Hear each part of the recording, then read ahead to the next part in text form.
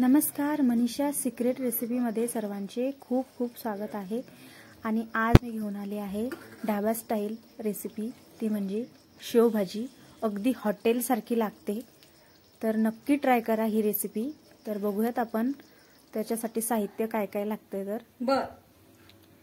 तर मी तवा गरम करण्यासाठी ठेवून घेतलेला आहे आणि तवा गरम झाल्याच्या नंतर त्यावरती कांदा घेतलेला आहे।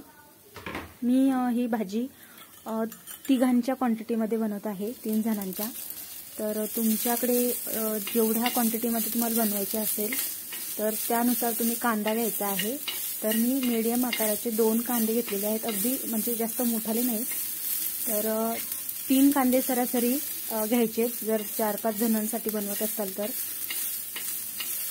भाजण्यासाठी।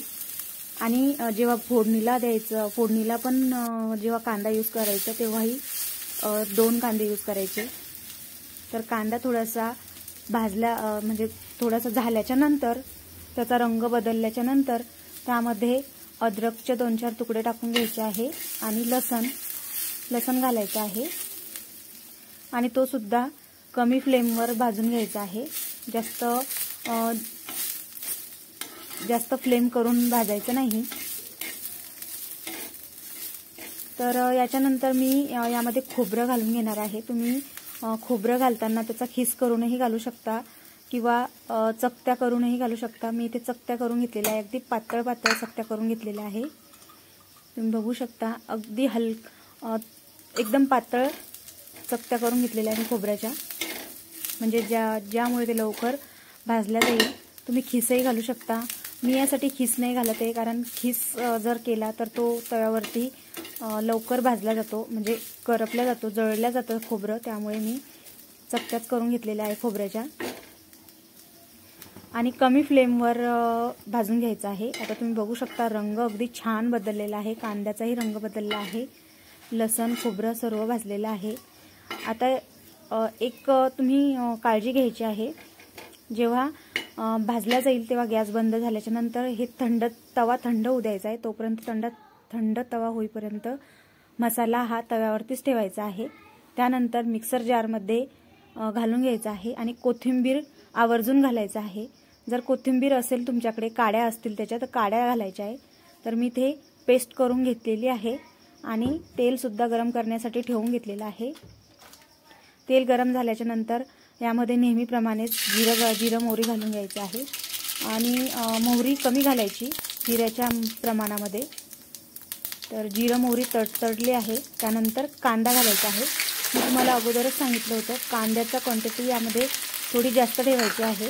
जर तुमचे क्वांटिटी जर भाजीची जास्त असेल तर कांदा हा पण जास्तच घालायचा आहे।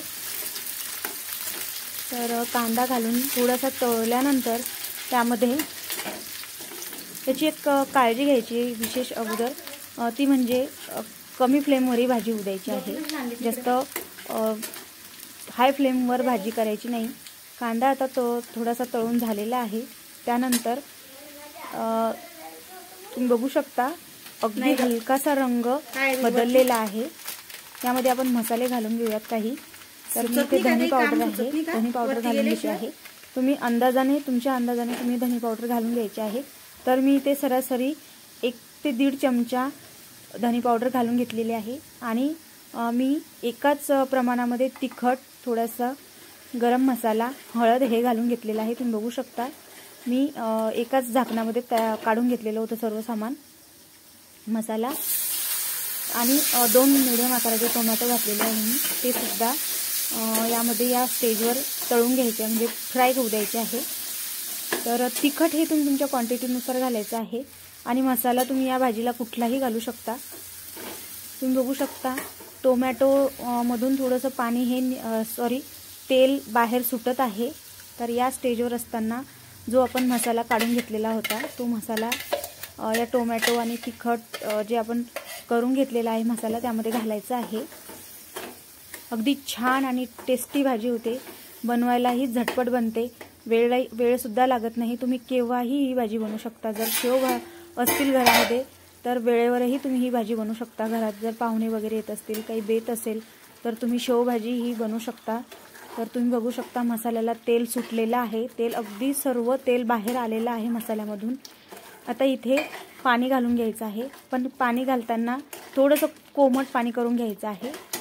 तुम्ही गरम पाणीही घालू शकता, पण मी कोमट पाणी करून घेतलेलं आहे आणि कोमटच पाणी मी या भाजीसाठी वापरणार आहे। तर बघू शकता तुम्ही काहीच वेळामध्ये भाजी बनवून रेडी होते। आयत्या वेळेलाही पाहुणे वगैरे आले तर तुम्ही ही भाजी झटपट बनवू शकता। खूप छान अगदी तेल बाहेर सुटलेलं आहे भाजीमधलं। तर मी पाणी घालून घेतलेलं आहे, कोमट पाणी। आणि थोडी भाजी घट्टच ठेवायची, जास्त पाणी घालायचं नाही, अंदाजाने बरोबर बघून पाणी घालायचं आहे। उकळी आल्याच्या नंतर यामध्ये शेव सोडायचे आहे। तर उकळी आलेली आहे आणि शेव तुम्ही कुठलेही शेव घ्या, ते उकळीमध्ये सोडायचे आहे। जर नरम असतील तर जेव्हा जेवायचं तेव्हा घाला, कारण शेव हे लगेच त्यामध्ये विरघळून जातील। आता थोडे कडक असतील तर असे उकळीमध्येच घातले तरी चालतात। तर मीठ घालून घेते मी चवीनुसार आणि कोथिंबीर, आणि आता ही भाजी रेडी झालेली आहे। अशाच नवनवीन रेसिपींसाठी तुम्ही जर माझ्या चॅनलवर नवीन असाल तर माझ्या चॅनलला सबस्क्राईब करा आणि कमेंटमध्ये नक्की सांगा तुम्हाला ही रेसिपी कशी वाटली। तर थँक्यू।